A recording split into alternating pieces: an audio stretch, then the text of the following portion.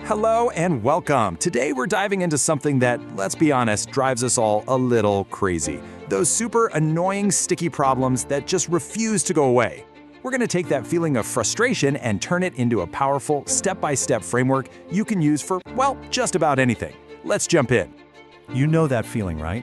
It's like a flickering light bulb you keep tapping, or that spot in your house where the Wi-Fi always dies.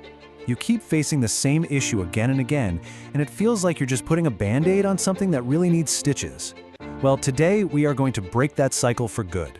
So first things first, we've got to look inward.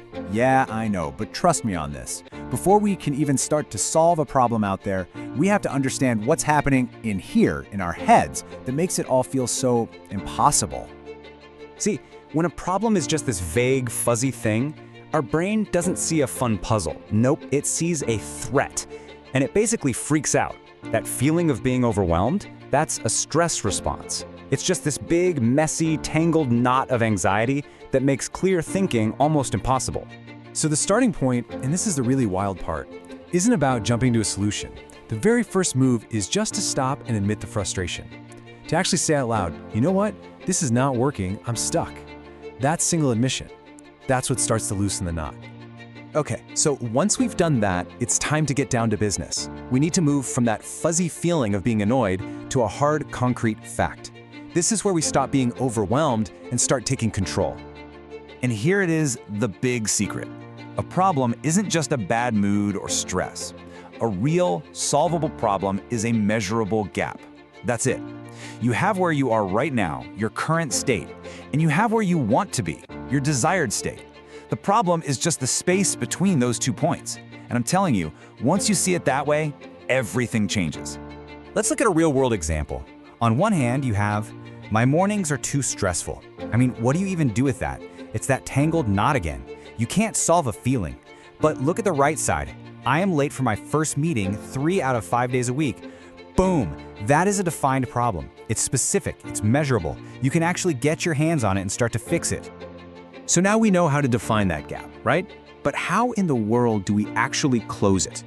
Well, that brings us to the real powerhouse of this whole explainer, a simple, structured blueprint that the pros use for basically everything. So instead of just throwing random ideas at the wall and hoping something sticks, there's a proven, systematic way to walk from point A, your current state, to point B, your desired state. Think of it like a roadmap that makes sure you're not just fixing the symptoms, but you're actually curing the disease. It's called the DMAIC framework. Yeah, I know, it sounds a little corporate, but stick with me. This thing is a game changer. It's DMAIC. That stands for Define, Measure, Analyze, Improve, and Control. This 5-step process is our super reliable guide out of the woods. Let's do a quick flyby of each one. First up, D is for define. This is exactly what we just did. It's about turning that vague frustration into a crystal clear problem statement. No more stressful mornings. The problem is now being on time for that first meeting. See, getting clear is the first step to getting control. Next, M, you measure.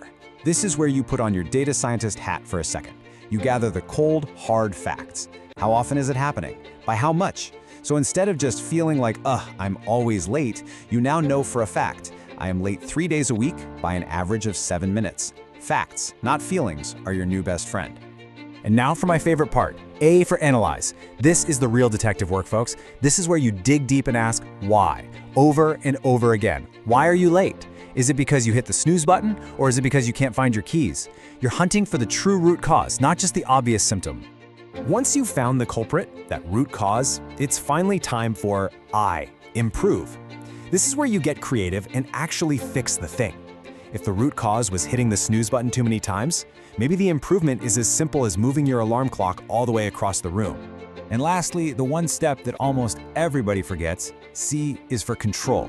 Seriously, a fix is totally useless if the problem just creeps back in a month. This is where you build a system to make sure your solution sticks. You monitor it. Are you still on time a month from now?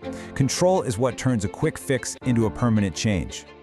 Okay, let's bring all of this home. Let's recap what you can walk away with right now to completely change how you deal with any problem that life throws at you. So here's the bottom line. It's all about a mental shift. First, remember, problems are not feelings. They are measurable gaps.